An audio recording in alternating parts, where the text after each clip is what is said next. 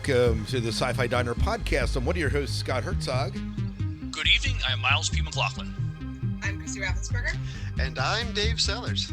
And we are here tonight to discuss Netflix's biggest movie of the year, perhaps, The Electric State, or depending who you talk to, Netflix's biggest flop. And we're going to give our points of view on it and our thoughts on it, and try to convince Dave that he really, really should watch this movie, because he did not. Calling you out right away, Dave. I skipped my assignment. Yep. All for Picard. All for Picard. Yep. There are worse things to skip the assignment for. So we're going to talk about Electric State and kind of what we think about it, but we also are going to talk about we have a listener feedback I just wanted to talk about here on the show, and I think we'll get started with that, and we'll see where the night takes us. Sound good, everyone? Yes. All right.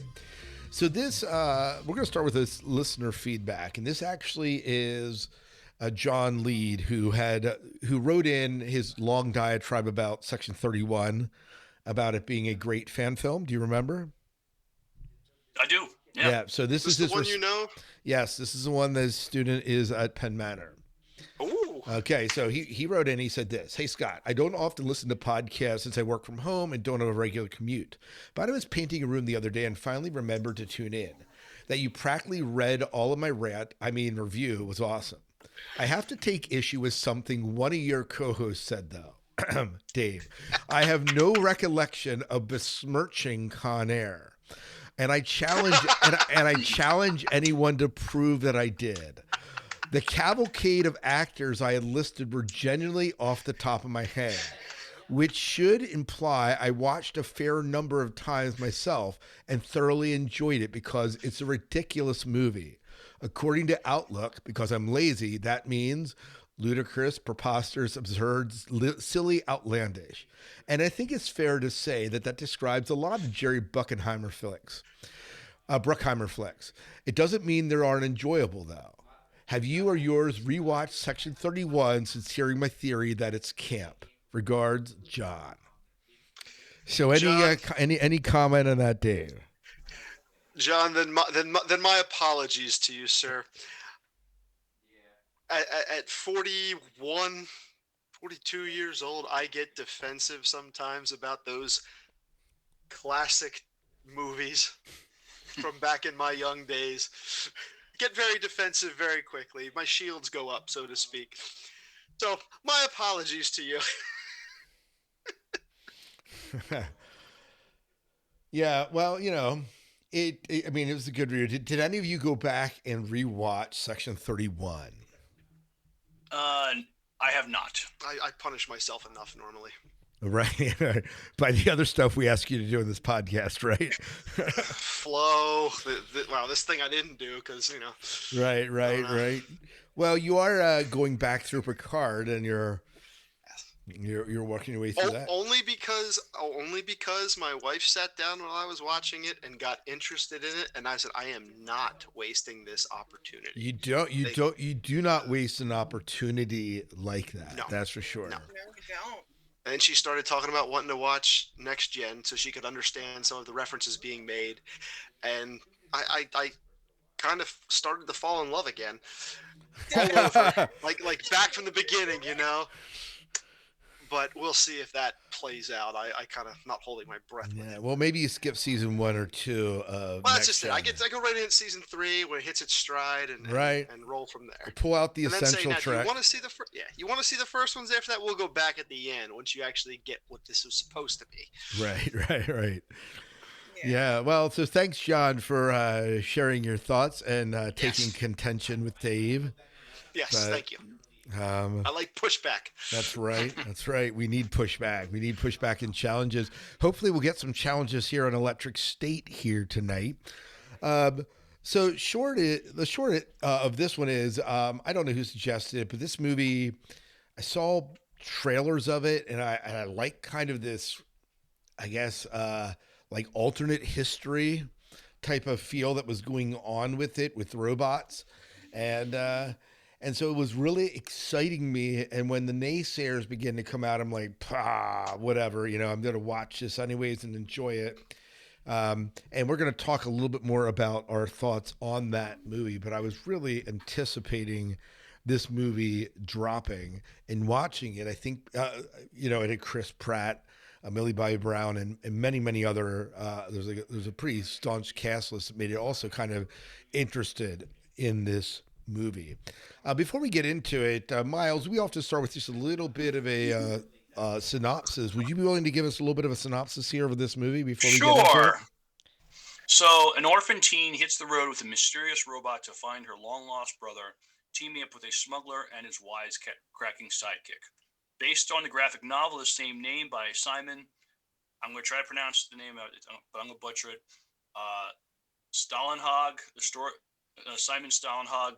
The story takes place in a reimagined version of 1997, with humans isolated in their VR helmets and a continuing battle against a strange breed of monstrous drones in the wake of a technological meltdown.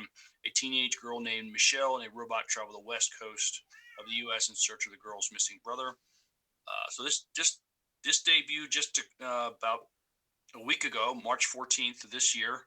The Russo Brothers directed it. They had directed some of the Marvel movies. The budget, Netflix spent about $275 million. Another stat I found was 320. I'm guessing that might have been with promotion.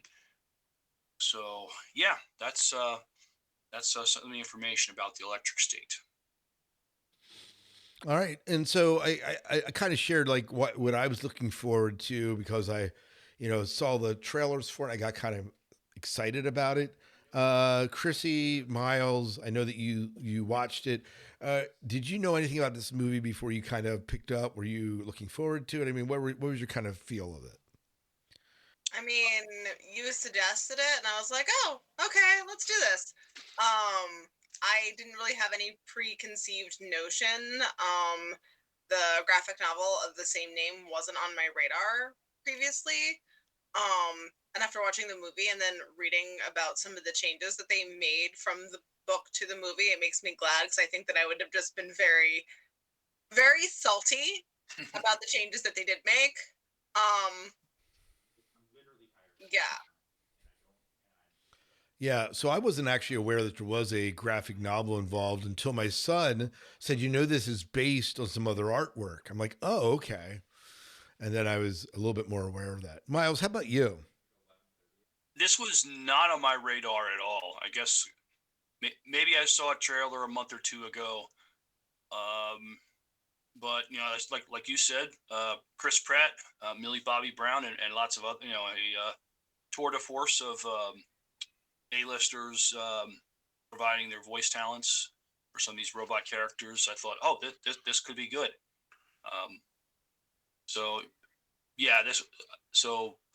I was not aware of this. I figured it had to be a graphic novel. It just had a graphic novel feel. Somebody taking an alternate history twist on things and then telling a story through that. Right. All right. Well, let's leap into it. Dave, had you seen any trailers before we get into our discussion of this movie? Yeah, I saw the one that came across on Netflix, and that was one of the things that actually we talked about it the last time, that it was kind of intriguing. And then, of course, love Millie Bobby Brown in Stranger Things, and really, if you don't love Chris Pratt, what's your problem? And it went through actually on IMDb then and looked and see, okay, who else is in this? Seeing Woody Harrelson, a bunch of other familiar people. I'm like, okay, cool. Yeah, there's a lot of big names. I mean, Tucci's in it as like the baddie, and then you have Juan Carlos Esposito, who we interviewed on the podcast here long time ago, and just there was a lot of familiar. Alan Tudyk as being Cosmo, a lot of very familiar names and faces as we kind of watched this, and so I was kind of excited about kind of this like. It is. Would you call it, Miles? Would you call this kind of like alternate history type thing? Yeah, this is definitely alternate history. This is definitely it definitely has it looks like the '90s as far as how things evolved technologically. They did not evolve quite the way they have now. I mean, I guess they figured, what if our robotic technology was more advanced? What if our virtual reality was more advanced? I mean, it definitely, when they definitely want, and go back to the '90s. I think I seem to recall, like, a lot of the music. There's kind of a dystopian mindset with the music of that era, and they definitely imported that in this movie, just as far as where people think in the world, where the state of the world. So I wonder in some part when they did that in the movie is on one hand when you do the 80s, and when you think of like the 80s and 90s, there's like a nostalgic era, like with the music and stuff. And I think that there's maybe part of what the movie was banking on was the ability to play into that, because there's been a lot of movies that have come out recently that have kind of built on, I think of like Expendables, or I think about other movies that have come out that have kind of are like Top Gun. You build on these 80s or 90s ideals that seem to somehow draw us in and make us want to watch. And so when you hear a movie like this, it's set stylistically to some degree in the 80s and 90s, you're like, okay, maybe this could work, right? But it didn't. It did. Okay, Miles, since you cracked the proverbial wound, what didn't? I mean, come on, Netflix spent like 300 million on this movie. What do you mean this didn't work? It's but that kind of money, that kind of budget, that kind of star power, the quality of the acting. I'm just it just didn't click for me. I don't, I I didn't emotionally connect to the characters. I had to blame the writing. I mean, like, you have some of the best actors in the world in this movie, and I just I I just didn't care. Um, I'm only going to speak for myself. I don't know how other people feel. I just I just did not emotionally connect to these people in this movie. Um, it's not a bad movie, I mean, it's just okay for me. I mean, the end scene, the last battle scene, I thought was very entertaining. But I thought it was a little long. I mean, it was over 2 hours. I don't think it needed to be that long. But yeah, I just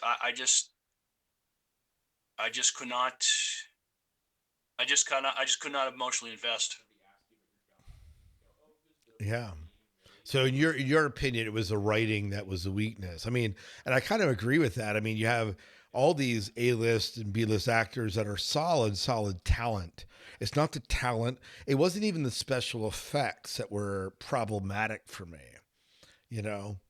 But it did feel like the story maybe wasn't quite as strong as it should have been. And there were some parts. So there were some parts that I did emotionally connect, like at the end when she reconnects with the brother in the virtual world, and he has to let her go. He has to let him. She has to let him go, and it takes down the whole system. Like that part was very emotional. That was part of the whole battle sequence. So I do like the entire battle sequence of it. Um, so I agree with that. But I mean, the movie, it explores interesting ideas. Uh, I think some of it relates to today as far as our relationship with technology. I mean, we probably have too much of a relationship with technology in a lot of ways, and people checking out. I mean, they. I mean, they explored the idea of people could um, multitask. One, you could either you can you could have one of these drones to do all your adult responsibilities, and you could have another, the VR helmet to wear to go on be on vacation as long as you want. So yeah, I thought that was uh, interesting. A little bit of a Severance vibe, with the splitting of the hemispheres, one for work, and you can always be entertained at the same time. But yeah. Chrissy, let's get your thought. What are your thoughts about this? Just initial thoughts, and then we can maybe dissect the movie a little bit more. You're muted, I think, so I can't hear you. I would love to hear you, but are you hearing her?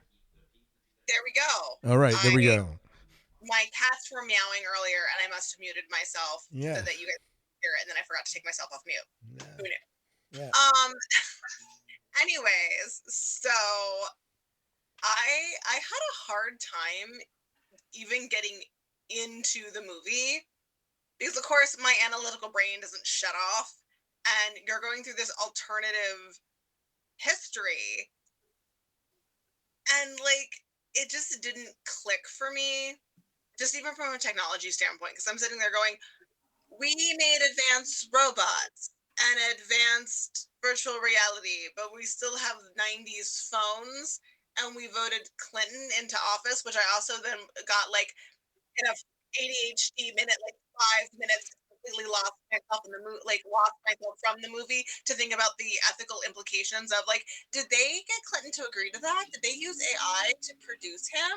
Like, is that okay for us to do that as celebrities? Like, what are the agreements for that? Because I know that we can't do that for actors. And like, literally, I spent 5 minutes probably like with the movie pause just thinking about that. So that didn't necessarily bode well for the movie if like the entire time like I'm just like clicking going, now wait a second, is that okay for them to do this from a production standpoint?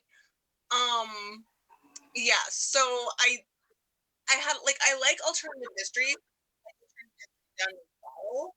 I like when we're like, okay, if we had this advancement of this technology, this would affect us over here, and this would affect the politics over here.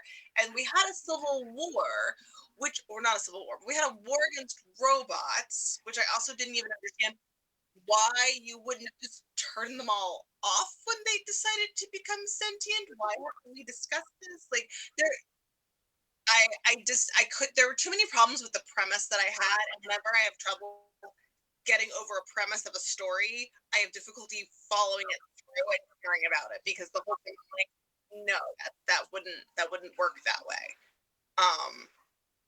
So, but like towards the end, when I finally like got over myself long enough to be like, okay, I guess I have to spend my brain for 5 minutes. There was a lot of like philosophical things they wanted to touch on, and I just felt like had they not made it a kids movie, like or a family friendly movie, and actually dive into the subject, it could have been a really good movie. It could have been a really good thing. And I also get ticked off when I'm watching something or reading something, and I'm like, this could be so good if you just did it this other way. And then when I was looking up at the graphic novel to see if it was even worth reading, that seemed to be the main criticism that a lot of people had watching the film, is that they watered down the source material and made stupid changes. And when I read the changes that they made, I was like, I would have liked this movie so much better had they just kept it this way. All you book purists that think the movie has to be exactly like the book. Curse you! I'm not saying you can't change things. I mean, the good Lord knows I love me Lord of the Rings book, and I love me Lord of the Rings movies, and they changed some things in the movies that I felt was good. I felt it was, I mean, they inserted a lot of comedy that was just not there in the books originally, but I felt like it was not, like that. I loved that. It kind of made the characters a little bit, I felt like it didn't destroy the characters, it just made them a little bit fuller, because of course we make humorous quips here and there. Like, that's just what we do. Or, you know, we're people, and that's how we cope with shitty circumstances. I mean, goodness gracious. You know, but like, it wasn't constant quipping that like made it so that you couldn't take the serious parts seriously. Like, you know, I felt it was, there was only a few changes in Lord of the Rings that I was like salty about. So, but this is like major changes. Like, there wasn't originally a robot war; it was an actual civil war. And I'm like, why do we make it robots? Right. What? It's interesting because I think that on one hand, you know, the robot war has been done. Like I think about like the Matrix. The premise of that was that the robot or AI had gained sentience and taken over the world, right? So that's been done. Although this definitely was a little bit more retro 50s robot style, and I think having Disney being the creator of the robots kind of makes sense when you look at what Disney was doing in the 50s and 60s, right? With like It's a Small World after all and all that. So I get that. Yeah. I get why they did that. But it did seem like especially when you look at like robots today with like Boston Dynamic and like what Tesla's doing right now. Like this is really an alternate history. This is really delved into like what really was fantasy in a lot of ways. And I think for me, you mentioned the humor, and I think this is one of the areas for me that felt like was lacking because I guess, and maybe this is problematic for me with having fallen in love with Chris Pratt and Guardians of the Galaxy, where the entire thing is one quip and humorous slapstick comedy after the other. And this movie, I felt like while there were some humorous moments, as a general rule, didn't feel real funny to me. Well, I don't know that I needed it to be funny. I felt like I needed to pick a lane. Like it felt like I was trying to do too many things at once. And also, like, had they just based on the things I read, had they just narrowed it down and stuck to some of the philosophical points of the original work, it would have been such a better movie. But instead, they watered it down, and then watering it down and diluting things, like some of the themes the original work was really trying to explore, you kind of just gloss over. And I don't know, maybe it's because we are so close with the way that like robotics and AI are, that I feel like the conversation that we have through our movies and film and TV shows needs to start changing, because I feel like so often previously robots were kind of just a stand-in for like racism, or a stand-in for like us as people, as humans, and that is no longer the case. Like, we are going to very soon need to grapple with this. Is this an intelligent thing that actually does deserve rights of some kind? And if so, why should we give them that ability? I probably don't think we should, because it just seems cruel if we are going to do that and then use them as laborers. Like, I don't know. So like that whole thing, I'm just like, we're at this point of the conversation, and you're having a conversation, the same conversation we've had for 50 years. It didn't. That also, like, so again, lost me in the whole premise, because I'm like, we're now at a different point of the conversation. I mean, at one end, there's an AI, right? Obviously the sentience of the robots is similar to like some of the AI stuff we're beginning to see, right? So in that part, maybe, but it is a conversation that feels, I don't know, it just didn't work for me in some ways. Yeah. Mile, thoughts here on like what we're talking about here? No, I mean, it sort of explores some of those ideas, but doesn't go far enough. And this movie, I mean, some movies can be serious and still lace it with some comedy, just so there's some comic relief.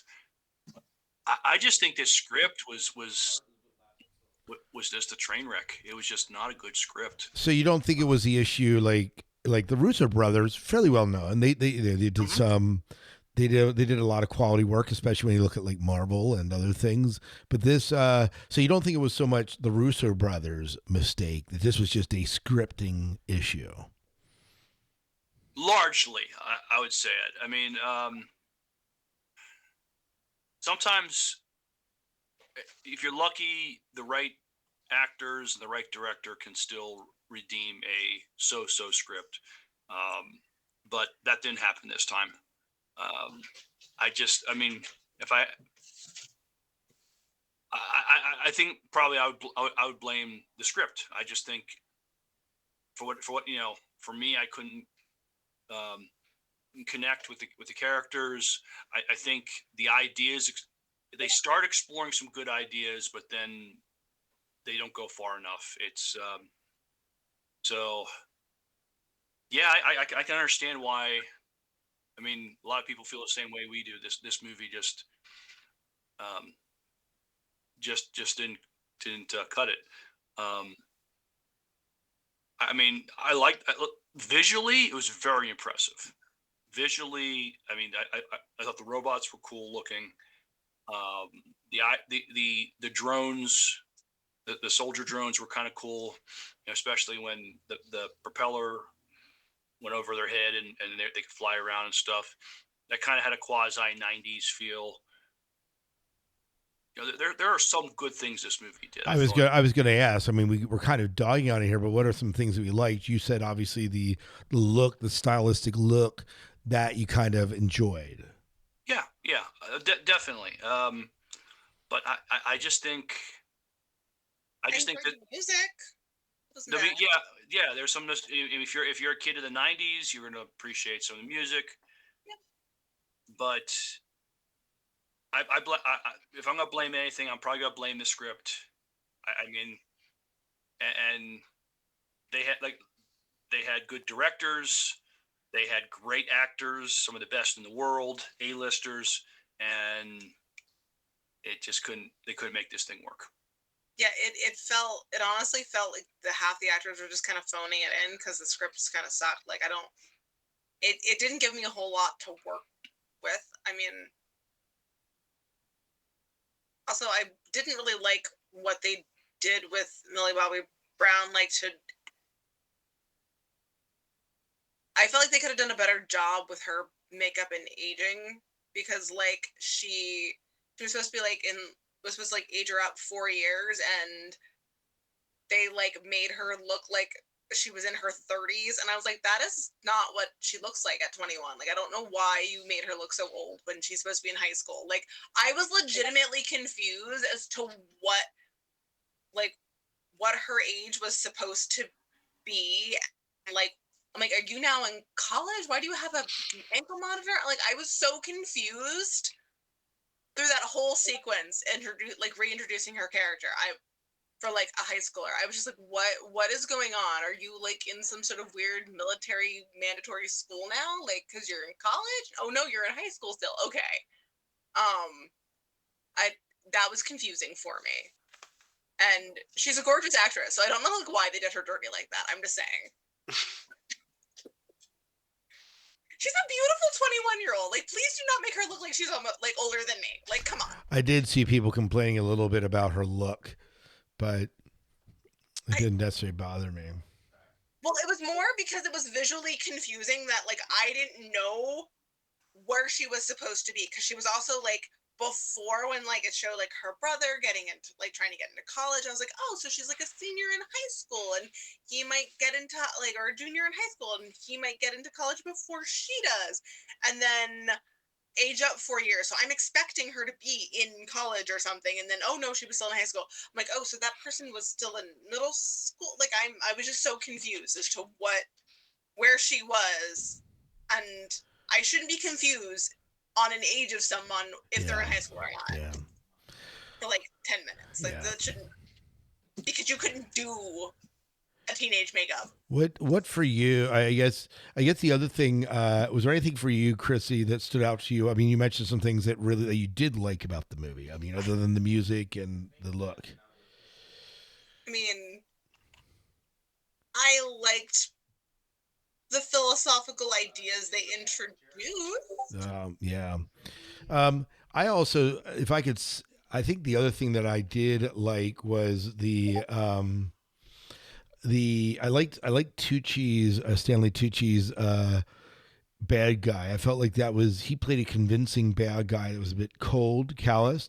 I actually liked him better than Juan Carlos Esposito, although he did have a little bit of a dynamic change in himself, which I did like, but I felt that his character was a bit underdeveloped for me. but I did like Tucci's character. He reminded me of like an evil Steve Jobs. A little bit. Like the whole time I'm just like, is this Some supposed people to be- would say that Steve Jobs is evil. What are you talking about? Well, I'm just saying, like well, as far as I know, Steve Jobs didn't hook up a small child and experiment on him for profit and gain, but maybe. Yep. If our iPhone stopped working, we'll know why. Exactly. Okay, someone unplugged a child from the Matrix. Got it. Yeah, exactly.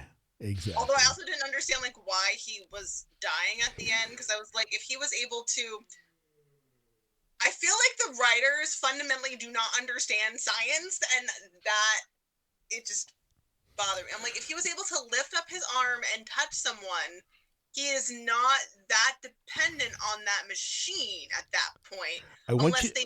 I want you to know how much we are convincing Dave to go watch this movie right now. Whew. You were literally going to have to just actually be like one of those drone people where you just turn your thinking brain off and your entertainment brain on, because if you have any critical thinking whatsoever, you will thoroughly hate this movie. Usually that's the way it is when I watch most things anymore. Well, because congratulations, you'll love it. yeah, okay. You know what? If you do a couple shots and maybe some beers beforehand, you'll really love it. Well, see, now you're selling it to me. Now you're selling it to me. Right. You make an event out of it. There you go. If you are drunk and not able to critically think, you will love this movie because the visuals are nice. The plot is easy to kind of follow. You don't actually have to understand what's really happening, because I don't think the writer understood what was happening. So it's okay, because plot things just happen. Magic happens, the pretty sparkles happen, and then everyone goes home happy. There you have it, ladies and gentlemen. My criteria for watching a movie: can I follow it while I'm drunk? There you go. We should we should test that theory sometime, Dave. I love that Dave and I are like opposite spectrums. I'm like, if I watch a movie, I want to be able to like critically analyze it and do all of this philosophy and all this all of this stuff over here. And Dave's like, I just want to see the pretty pictures and make it go boom. And I love that for us, Dave. Let me see the pew pews. Exactly. He's just like, I just want the shiny poo pews and the sparkles and the bangs, and it's great. So in watching this movie, this is something else I'm thinking of. It seems that Hollywood is having a hard time finding some new good sci-fi entertainment for us. And it's there. They just have to not to turn it into shit. Yes. I mean, I want new. I'm tired of the remakes. I mean, I want something new, something different. I mean, I understand sci-fi has explored so much, and so it's hard to come up with an original idea. But you know, maybe if the script was written better, maybe this would have been a better movie. Or if they could have written a better script, because they had plenty of money, they had plenty of star power, they had good directors, and they still made this very uninspiring. I'm just thinking, when is Hollywood gonna put something new out that we can gravitate to and geek out and celebrate? And I'm still waiting. Yeah, it is. And I am still waiting for that. And it's just sad because they have these great source materials that they could go to. And I was probably willing to be like nicer to the movie. Like if I did not know about the original source material and what it actually did and does and the things, I probably would have been like, I'm going to give you guys a pass. You tried something original, didn't all pan out, but I'm still going to applaud you for trying and doing something original. And yeah, it was a little campy, especially considering your budget, but okay, whatever. It was campy. It was original. I love it. Let's go home. I probably wouldn't have nearly as many complaints. I'd be like, they could have done a little bit more this way or that way, but for a completely original idea, I will give it a pass, and I will give it a solid, middle of the road score. Like, yeah, it was probably worth seeing. It's fine. seeing the criticisms and then like what it could have been really just pisses me off on behalf of the people who've even actually read the book, and I didn't, but I'm still salty on their behalf too. I mean, because really, like, it's supposed to be an exploration of the damage of late-stage capitalism and the unchecked influence of tech corporations, environmental collapse, military-industrial conduct, all of this stuff that is it's there. It's like slightly out of reach, and they just don't do it because they're too busy. I don't know, screwing around Mr. Peanut, which is annoying. Yeah. Well, Like, that's a movie I want to see. Yeah, there you go. You know, I think before we get to our review, our rating of the movie, we've done this with Flo and a couple other movies. We'll look at some of the bad reviews this movie got and give our thoughts on it. Are you guys okay with that? Sounds good to me. All right. Here we go. First review. How did this movie cost $320 million? I know Netflix is used to just throwing money at movies, hiring a few stars and trying to get as many eyes on the finished product as possible, but they must have been disappointed when they saw this end result. This one's a tough watch. The pacing's weird, the characters are pretty one-dimensional, and the audience for this movie is questionable. It's not quite a kid's movie, but the concept is too wacky and poorly executed to be taken seriously by an adult population. For example, the penultimate robot fight featuring live-action Chris Pratt is just plainly absurd and not in a good way. It's made for drunk adult people. That is my new theory. Oh, that's clarifying it. So that one was a 4 out of 10 stars, just so you know. Maybe the 320 million is wrapped up in like 5 actors' salaries and CGI. Maybe. I would love to see the breakdown, although after watching Flow, I'm being like, come on, guys. These people were able to pull that off in Blender. Like, what are you doing over here? Yep. This next one. That's why I think go ahead. A lot of the money probably went. I think probably a lot of the money went towards paying these actors' salaries. Yeah. And so this next one's a 1 star out of 10. So they really loved this movie. It is titled A Case Study in How to Turn a Dark, Thoughtful Adult Book into a Kid's Film. I read all of Simon Stålenhag's books, I hope I'm saying that right, Stålenhag's books, including The Electric State, which this movie's based on, and they are all reflective and thoughtful, with some exploring dark themes as well. The Electric State certainly does, although perhaps not as dark as The Labyrinth. In the book, there are corpses rotting away due to their addiction to neurocasters. They had not fed themselves and either died or become wasted away. The main character's foster mother is accidentally drowned in a pool while neurocasting. There are serious scenes in the ruins of the machines of war. There's a disturbing scene in which a robot brings a woman to orgasm, and there are quite horrific images of tangled messes of wires and metal stalking through the night. The abominations of Cape Victory, for example. My point is, the source material is written for adults. This is a kid's movie. It has a lot of out-of-place humor we expect in modern cinema. It has all over-the-top action we expect in modern cinema. It has the generic actors we expect in modern cinema. It has countless grand gestures followed by pause in which nothing happens, making every character appear ridiculous. It's either trying to be not particularly funny comedy and not particularly serious sci-fi.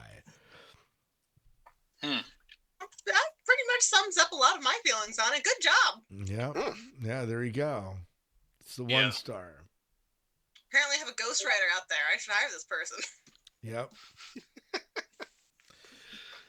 So I'll read 2 more, and then I will share some of the other people that are like disagreeing with that. This is a D+ movie. The acting is horrible.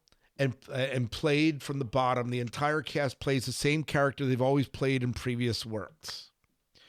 So let's actually talk about that, because Juan Carlos Esposito, I was thinking of his character from The Mandalorian as I watched it. I don't know if you guys thought that or not, but I mean, I kind of felt like everyone was kind of typecasted, but that's just me. So Yeah. it made Yeah, so the film leads heavily on CGI, but it never quite blends with the live action. Every time a character interacts with robots, it's painfully obvious they're talking into empty space. The director states this is another example of Hollywood spending massive budget on a film that has no real heart, weak performances, lifeless CGI, and a predictable plot make it an easy pass. Instead of investing in real compelling stories, studios keep churning out this overproduced, uninspired junk. I did like Woody Harrelson as Mr. Peanut. I mean, sure. He was fine. It's just, I mean, It was Mr. Peanut, though. Come on. I wonder what the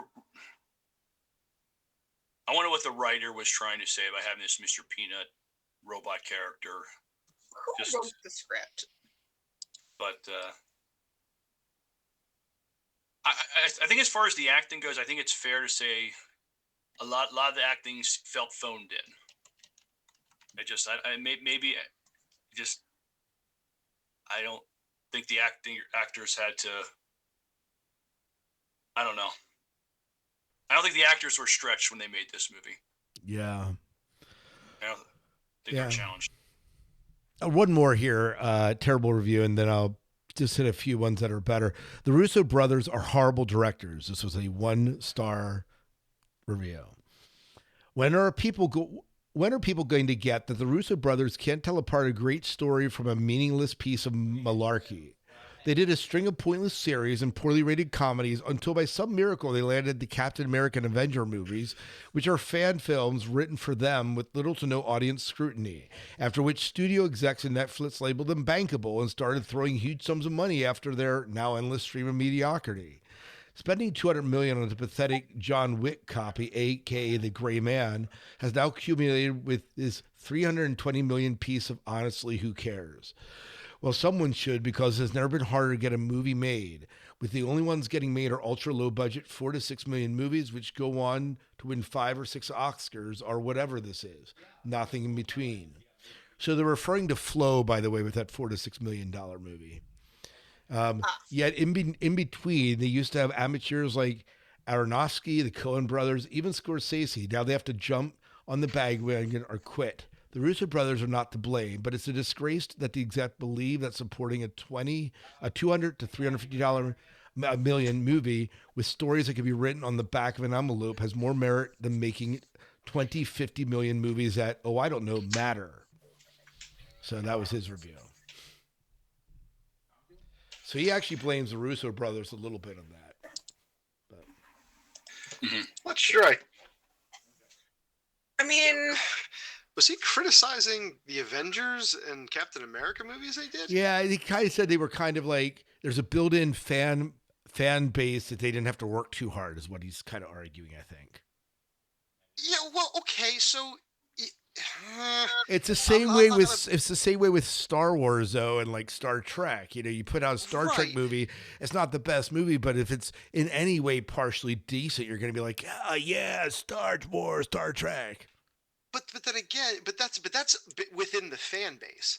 So like, even if you take a bunch of comic book people who are fans of this anyway, I mean, how much money did those Avengers movies make? They went to a much, much, much larger base than just comic book fans. I mean, we're over here blaming the writers, but then I looked up who the writers were, and they were also the people doing the Captain America and Thor. I mean, they did Captain America, Thor: Dark World, Winter Soldier, Civil War, Infinity War, and Endgame. The same writers? Yeah, that was I looked up who did the writer. I was like, who the fuck did the writing? Like, who was? And so I don't know whether they were just like they didn't. But again, chances are they didn't actually go to the source material, and I guess maybe someone gave them some notes. I don't know. I honestly don't know. Well, let's just call it the Paramount syndrome, where you got, again, I'll go back to it. You have a writing team that's writing Discovery and a writing team writing Strange New Worlds in the same place, the same franchise, everything like that. And you get gold and you get coal. I don't know. They must not have done When enough you have with people the source material. I really think that when you have people who don't go to the source material when they're going to write a screenplay, and understand it and take time with it, then you're gonna turn out shit because you're gonna be given cliff notes. I mean, imagine if someone gave you the cliff notes to your favorite book, right? And or like a really awesome, amazing book, and then told you to write a screenplay about it. You would write shit because you wouldn't have the necessary understanding of the source material because you didn't work with it. You can't just skip over the work to understand something. I know Chat GPT and everything else would like you to think that you can just ask Maybe them that's for what they stuff. used to write it. Well, maybe. I think that people are relying far too much on AI summaries to think that they understand stuff instead of going to the source material. Thank you for coming to my TED Talk, although I also now have issues with TED Talks, so thank you for coming to my random speech and Right. speechifying about going to source materials. Well, let's kind of talk through our rating. Before we do that, I just want to read some of the not everyone hated this movie. 7 out of 10. Don't hate the electric state was the title. Another one, definitely not bad as critics say. That was a 7 out of 10. Here's a 7 out of 10. Everybody calm down. They're not watching The Godfather 2 here. It's actually not bad, just rushed. A fun watch. So there are other people that are saying, you know what? It's not as good as it could be. So, I mean, it's not as bad as it could be. If it's rushed, I mean, for crying out loud, it's over 2 hours long. I mean, it shouldn't be rushed. We should have been able to write a concise story in 2 hours. I mean, we're not trying to give us The Godfather 2 and, however many hours that was. Yeah. All right. Well, let's go through. I know, Dave, you can't give a rating for this, but based on our ranking, what would you review this movie based on where would you rank it on a score of 1 to 5? Based on your rantings to it, wow. Well, knowing how, for me, telling a good story is so very important, and the fact that this did not sound like it got that at all, I'd have to go with it. We're drunk, so keep that in mind too. Well, okay, so then I would probably give it like a 4.5. I'm going to estimate this at a 4.5 because, again, if I'm drunk, I might enjoy it, but I'm probably not going to remember much of it. Which is probably not a bad thing. A 4.5 out of 5, Dave. Is that right? Or is it out of 10? It's out of 10, right? Oh, you can do it out of 10. We could do it out of 10. That's fine. Okay. 5.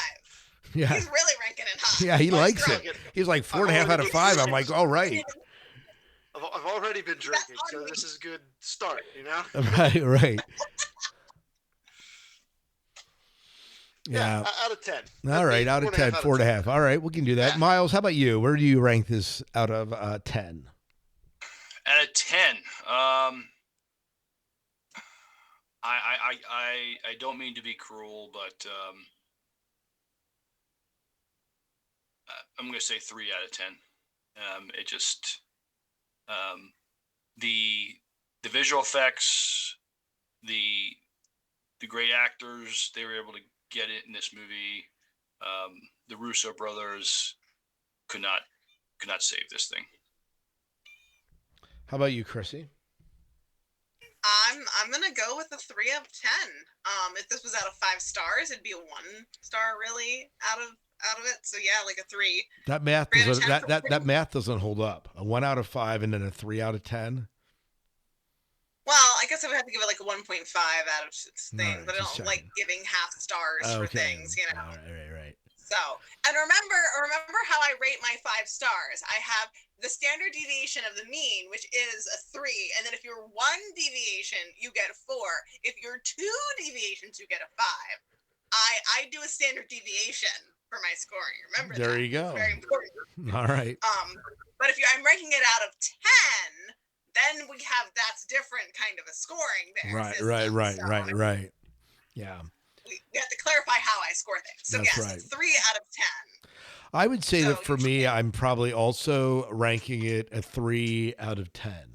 So I feel pretty confident in my scoring.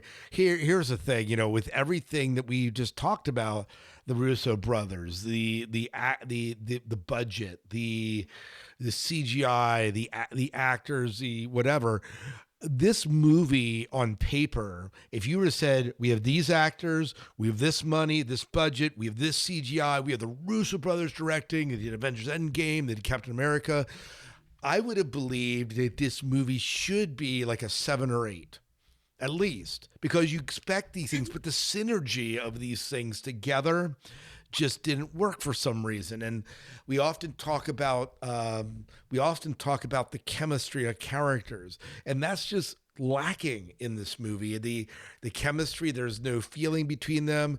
Like, there really should have been more chemistry between Millie Bobby Brown and Chris Pratt's character. It's not there. Maybe a little bit of chemistry between Millie Bobby Brown and her brother in the movie, but even there, because he's not really in the movie except for the beginning and the end, there's a whole 2-hour thing in the middle that doesn't resonate with us. So I think there's a synergy that's missing for me, the chemistry that's missing in this movie, which makes me say 3 out of 10 didn't connect with me. But, Yeah, I mean, I really like... Yeah, I mean, I love asparagus. I don't want my asparagus with my ice cream, so maybe that's the problem. Maybe. You can't mix the two like that. Yep. I don't know. It didn't. You're right. On paper, this movie should have been a slam dunk. Yeah. And maybe that was part of the problem, is they all just basically said, "Oh, well, on paper we're all good," and so they all just phoned it in without actually putting the work in. I don't know. And like maybe like everyone phoned it in. The writers phoned it in.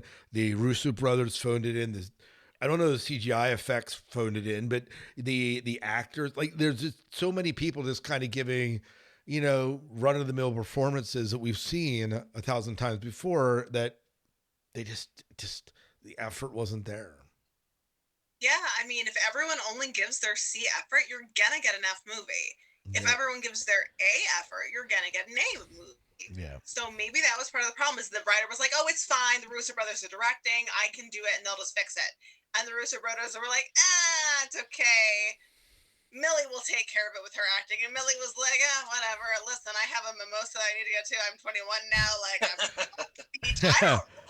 know what it's doing. I don't follow her on things. Like, maybe that's not what she's doing. Maybe she's reading a book and petting cats. Like, whatever she does in her spare time is fine." But like, I don't know. Like, or maybe Chris Pratt was like, "I'm a little bit tired from all my guardian of the galaxy. I'm just gonna take it easy on this one." I don't know. Yeah. Like, I don't. Yeah. So yeah, 3 of 10. Sounds good. 4.5 if you're drunk. Yeah, that's Dave's rating there, right there. All right, well, that's our thoughts on the Electric State. Wish it would have been better, but we would love to hear your thoughts if you're still with us here, as we've kind of torn apart this movie. If you watched Electric State, we would love to hear your thoughts of this movie. What did you like? What didn't you like? And is it more redeemable? Convince us in some way that we should give this a second chance, because I think that we need people like Mr. Lead, who was talking about trying to justify Section 31 to us, when in fact we didn't really like Section 31. And we need people that disagree. And so if you like this movie, tell us. We would love to hear from you. Sci-Fi Diner Podcast at gmail.com, or on Facebook, our Instagram, or whatever social media you find us, YouTube. Leave it in the comments. We will love to hear from you. But I believe that's about it. Anything else for the good of the Army? No, I think we're good. All right. Yeah. Very good. It's been good chatting with you guys and hearing your thoughts on this movie. Likewise. And I believe that is it. So, Miles, why don't you take us out of the show? All right. Till next time, good night and good luck. I forget what I say. We'll see ya. Oh, and we'll see ya. Should we do that again? Yeah, go ahead. Go ahead. All right. Till next time, good night and good luck. We'll see ya. Get your tips on the table. And go boldly. Yeah, that was a little bit better. But Did you lose some brain cells watching that movie? Is that what happened? I lost something. It's That's because for you spent sure. too much time in the Neurocaster. Apparently, that's what it'll rot your brain.